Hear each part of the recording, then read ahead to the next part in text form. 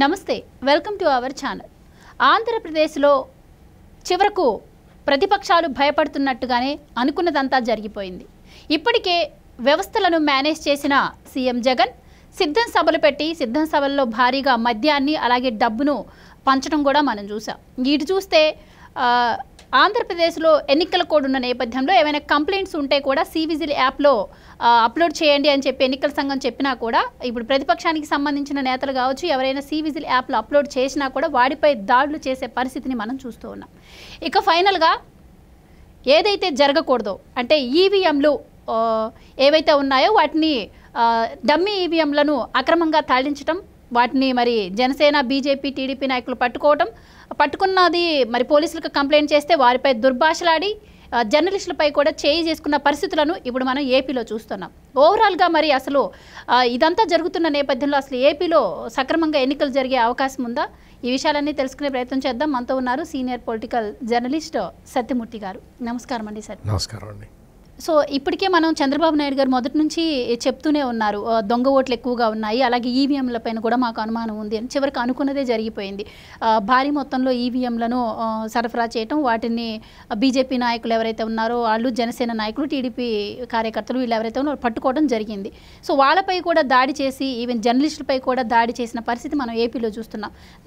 ఇటు చూస్తే నిన్ననే ఐపీఎస్లను, ఐఏఎస్లను, ఐజీలను కూడా సస్పెండ్ చేసిన పరిస్థితి. అయినా కూడా అధికారుల్లో మార్పు రాకపోవడాన్ని ఎలా చూడొచ్చు అంటారు? దీన్ని ఎలా అరికట్టాలంటారు? ఇది ఏంటంటే చాలామంది ఐఏఎస్లు, ఐపీఎస్లు వీళ్ళు కూడా భయంలోనే ఉన్నారు. ఆంధ్రప్రదేశ్ ప్రజలు భయంలో ఎట్లా ఉన్నారో అధికారులు కూడా భయం గుప్పెట్లో ఉన్నారు. అంటే కొంతమంది భయంతో ఉన్నారు, కొంతమంది వాళ్ళు ఏదో తప్పులు చేసినప్పుడు వైసీపీ నాయకులు దాని ఆధారాలు సేకరించి పెట్టుకొని వాళ్ళని బెదిరిస్తున్నారేమో మనకు తెలియదు. అంటే ఈ తరహాలో ఉన్నది అక్కడ.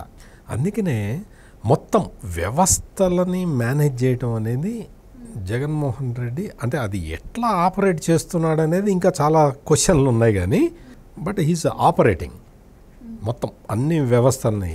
ఇప్పుడు ఎలక్షన్ కోడ్ అమల్లో ఉండగా కూడా మరి రాష్ట్రంలో పోలీసులు ఈ విధంగా ప్రవర్తిస్తున్నారు అంటే మరి దాని అర్థం ఏంటి? వాళ్ళని ఎంత మేనేజ్ చేసి ఉండాలి?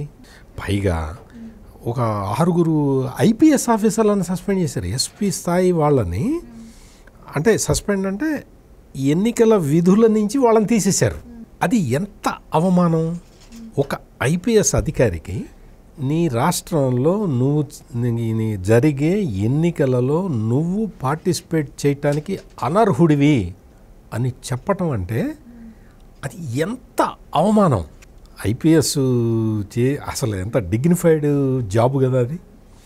అటువంటి డిగ్నిఫైడ్ జాబులో నువ్వు ఉండటానికి, ఎలక్షన్లు కండక్ట్ చేయటానికి నీకు అర్హత లేదు అని కేంద్ర ఎన్నికల సంఘం చెప్పటం అంటే నిజంగా మొత్తం ఇప్పుడు ఇంకా సర్వీసులో ఉన్న ఐపీఎస్ అధికారులు అందరూ కూడా ఈ విషయాన్ని ఆలోచించాలి. ఏదో ఒక పార్టీతోటి, ఒక నాయకుడితోటి కలిసి ఉంటే మనకి మంచి పోస్టింగులు వస్తాయి అన్న ఆలోచన విధానం మరి పచ్చిగా చెప్పాలంటే దరిద్రం.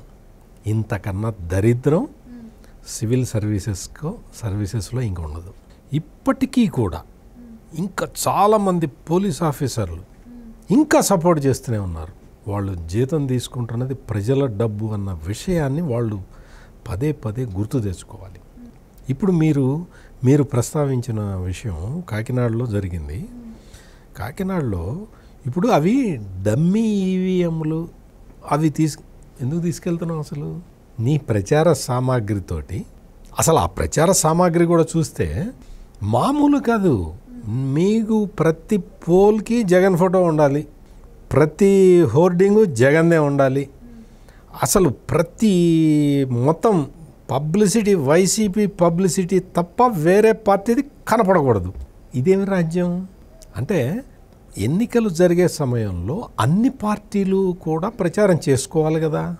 చేసుకుంటేనే కదా ఎన్నిక సక్రమంగా జరిగినట్టు. నువ్వు వేరే వాళ్ళని ఎవరిని ప్రచారం చేసుకోనివ్వను అంటే అధికార పార్టీ దాన్ని ఏ విధంగా అర్థం చేసుకోవాలి? మీకు ఒక చిన్న ఉదాహరణ చెప్తా.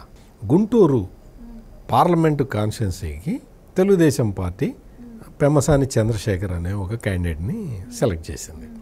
ఆయన ఏం చేశాడంటే గుంటూరు మున్సిపల్ కార్పొరేషన్ దగ్గరికి వెళ్ళి పర్మిషన్ తీసుకొని అన్ని పోల్ బోర్డులు ఉంటాయన్నమాట. ఆ పోల్ బోర్డులకి ఆయన మొత్తం వాల్ పోస్టర్లు అతికిచ్చాడు. ఏదో ఫ్లెక్సీలో వాల్ బోర్డు ఏవో అంటారు కదా, ఆ మొత్తం అతికిచ్చాడు. నేను పెమ్మసాని అనే నేను అని టైటిల్ పెట్టుకొని నాకు ఒక అవకాశం ఇవ్వండి, నేను మీకు ప్రజాసేవ చేస్తానని ఏదో ఆయన చెప్పాలనుకున్నది ఆయన పెట్టుకున్నాడు. ఆయన ఇట్లా పెట్టుకొని ఇట్లా మరలంగానే ఆ పోల్ బోర్డులు అన్నిటి మీద వైసీపీ వాళ్ళు వాళ్ళ వాల్ పోస్టర్లు అతికిచ్చారు మొత్తం. అతను పర్మిషన్ తీసుకొని మున్సిపాలిటీకి డబ్బులు కట్టి అతను పబ్లిసిటీ చేసుకుంటే వైసీపీ తెల్లారి లేచేసరికి అన్ని వైసీపీ పోస్టర్లు, జగన్ సిద్ధం, మేము సిద్ధం అని మొత్తం సిద్ధం వాల్ పోస్టర్లు. ఒక్కసారి తెలుగుదేశం కార్యకర్తలకి ఆవేదన, దుఃఖం కట్టలు తెంచుకుంది. మేము ఇంత చట్టబద్ధంగా మేము ప్రవర్తిస్తుంటే నువ్వు వచ్చి మా పోస్టర్ల వేరే పోస్టర్లు పెట్టుకోవచ్చు కదా, తెలుగుదేశం పోస్టర్ల మీద వచ్చి అతికించుకున్నారు వాళ్ళు. దానికి మళ్ళీ తెలుగుదేశం కార్యకర్తలందరూ ఒక్కొక్క పోస్టర్ పోల్ దగ్గరికి వెళ్ళి ఆ వైసీపీ ఇవన్నీ ఇట్ట పైన పీకితే కింద తెలుగుదేశం ఉన్నాయి. ఇదే రాష్ట్రంలో అధికారంలో ఉన్న పార్టీ చేయాల్సిన పని. అంటే ఒక చిన్న ఉదాహరణ చెప్తున్నా మీకు. అంటే ఈ తరహాలో ప్రతిపక్షాన్ని నేను పబ్లిసిటీ చేసుకునేవాను అని చెప్పి ఆ గంజాయి బ్యాచ్లు, ఈ మద్యం మత్తులో ఉన్న రౌడీల్ని వదులుతూ ఉంటే ఏం చేయాలి? వాళ్ళు వదులుతారు సరే, వాళ్ళని అదుపు చేసి వాళ్ళని బెండ తీయాలి కదా పోలీసులు ఏం చేస్తారు? అట్లాగా మేము చూస్తాం, ఫిర్యాదు చేయండి అంటారు. ఫిర్యాదు చేస్తే తీసుకుంటారా? ఈ లోపల డ్యామేజ్ జరిగిపోతుంది. ఇదంతా జరిగేటప్పుడు మీడియా వాళ్ళు ఏం చేస్తారు? ఇదంతా జరిగేది వీడియో తీస్తారు, లేకపోతే ఫోటో తీస్తారు, లేకపోతే వార్త రాస్తారు. అట్లా చేస్తే మీడియా మీద దాడి. ఎన్ని మీడియా హౌసుల మీద ఎన్నిసార్లు దాడులు చేశారో తెలుసా వీళ్ళు? అంటే జర్నలిజం చేయటానికి ఇంట్రెస్ట్ తోటి వచ్చేవాళ్లే తగ్గిపోయారు. ఎవరో కొద్దిమంది సామాజిక బాధ్యతతోటి కొంతమంది వస్తుంటే వాళ్ళని కూడా భయభ్రాంతులకి గురి చేసి, అసలు మీడియా మా మీడియా తప్ప వేరే మీడియా ఉండటానికి వీల్లేదు అన్నట్టుగా ఈ గంజాయి బ్యాచ్, ఈ మాదక ద్రవ్యాల బ్యాచ్, ఈ మద్యపానం బ్యాచ్ ప్రవర్తిస్తూ ఉంటే ఏం చేయాలి? అంటే పాకిస్తాన్ బార్డర్లో ఒక వార్ కవర్ చేసే జర్నలిస్టులు ఉంటారు. అన్నీ మొత్తం అవన్నీ బుల్లెట్ ప్రూఫ్ జాకెట్లు, హెల్మెట్లు పెట్టుకొని అక్కడ జర్నలిస్టులు ఉంటారు వార్ ఫీల్డ్లో. ఆంధ్రప్రదేశ్లో జర్నలిస్టులు ఈ విధమైన అరేంజ్మెంట్లు చేసుకొని వెళ్ళాల్సిన దౌర్భాగ్యపు పరిస్థితి నెలకొన్నది. అంటే వార్ జోన్లో ఎట్లయితే రిపోర్టర్లు రిపోర్టింగ్ చేయడానికి జాగ్రత్తలు తీసుకొని వెళ్తారో అట్లా వెళ్ళాల్సిన దురదృష్టకరమైన పరిస్థితులు ఇప్పుడు ఆంధ్రప్రదేశ్లో ఉన్నాయి. అంటే మనం ఎటువంటి భయానక వాతావరణంలో మనం ఉన్నామో అర్థం చేసుకోవాలి ఆంధ్రప్రదేశ్ ప్రజలు. ఇంకా వార్ జోన్లో పనిచేసే జర్నలిస్టులకి వాళ్ళకి మేము జర్నలిస్ట్ అని చెప్తే ఆపుతారు. వాళ్ళు ఎవరు కాల్పులు గిల్పులు అన్నీ ఆపేస్తారు. వాళ్ళకు ఒక టైం ఉంటుంది. ఆ టైంలో వెళ్ళి జర్నలిస్టులు ఫోటోలు అవన్నీ కవర్ చేసుకొని వస్తారు. వాళ్ళకి అఫీషియల్ ప్రెస్ రిలీజు అది ఉంటుంది. ఆ విధంగా వాళ్ళు జర్నలిస్టులు వార్ని కవర్ చేస్తారు. ఇదేం దరిద్రం అండి. ఏదైనా జరుగుతుంటే దాన్ని కవర్ చేయడానికి వెళ్తే జర్నలిస్టుల మీద దాడులు చేస్తే ఏంటండి? నువ్వు అంటే జర్నలిస్టుల మీద దాడి చేస్తున్నావు, జర్నలిస్టులు అది కవర్ చేయటం ఆపేయాలని నీ ఉద్దేశము. ఎక్కడన్నా ఆగుతున్నాయా? ఏ జర్నలిస్ట్ ఆగుతున్నాడా? ప్రాణం పోయినా పర్లేదు, నేనైతే వార్త కవర్ చేస్తానని ఎంతోమంది సాహసోపేతంగా జర్నలిస్టులు వాళ్ళు ఫీల్డ్ మీదకి వెళ్తూ ఉన్నారు. జర్నలిస్టులను ఆపి వాళ్ళ కెమెరాలు ధ్వంసం చేసి వాళ్ళ సెల్ ఫోన్లు పగలగొడితే ఇంకా వేరే వాళ్ళ దగ్గర సెల్ ఫోన్లు ఉండవా? ఆ సెల్ ఫోన్లలో కెమెరాలు ఉండవా? వాళ్ళు తీసి మీడియాకి పంపిరా? ఏమీ పిచ్చి ఆలోచనలు. జర్నలిస్టుల్ని స్వేచ్ఛగా వదిలేస్తే ప్రజాస్వామ్యం బతికున్నట్టు కదా లెక్క.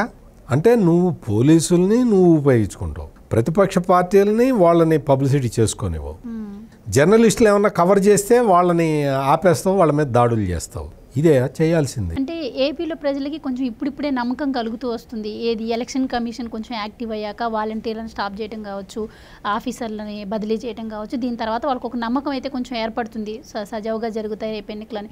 కానీ మీరు చెప్పినట్టు జర్నలిస్టుపై మొన్న సిద్ధం సభలో దాడి కావచ్చు, కొన్ని చోట సభలకైతే మిగతా జర్నలిస్టులు అంటే మిగతా ఛానల్స్ ఏవైతే ఉంటాయో వాళ్ళని అలౌ చేయకుండా డేరాలు కట్టుకొని మరీ వాళ్ళు సభలు నిర్వహించిన పరిస్థితి. ఇప్పుడు చూస్తే ప్రచార సామాగ్రిలో ఈవీఎం తాడించింది, అది కవర్ చేసినందుకు కూడా ఈసారి కూడా జర్నలిస్టుపై దాడి.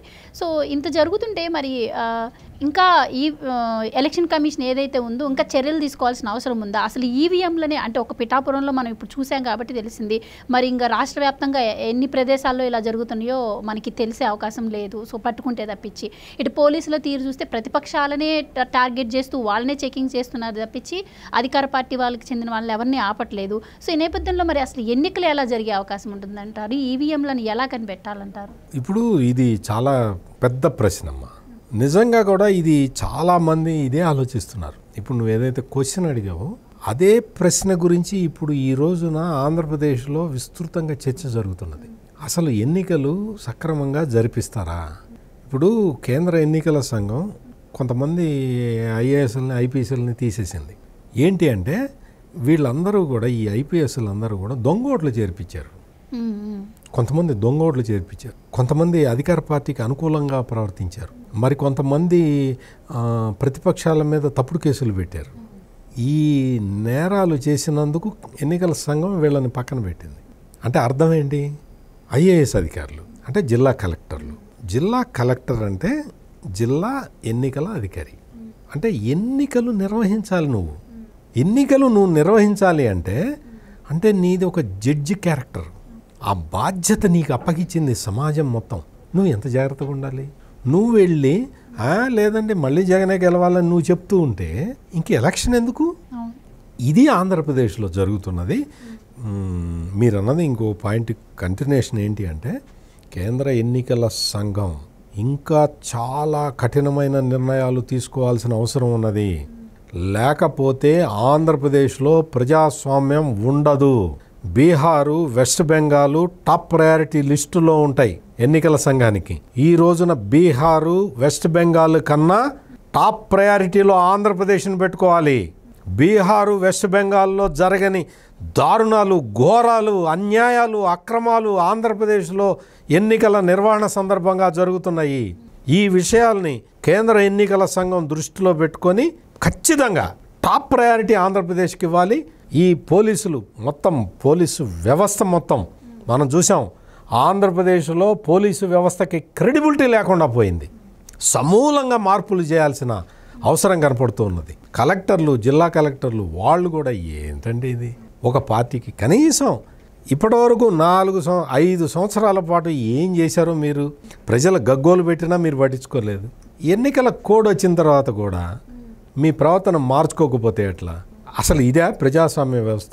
మళ్ళీ ప్రజలందరూ జగన్మోహన్ రెడ్డిని ఎన్నుకున్నారనుకోండి, ఎవరికి అభ్యంతరం ఉంటుంది?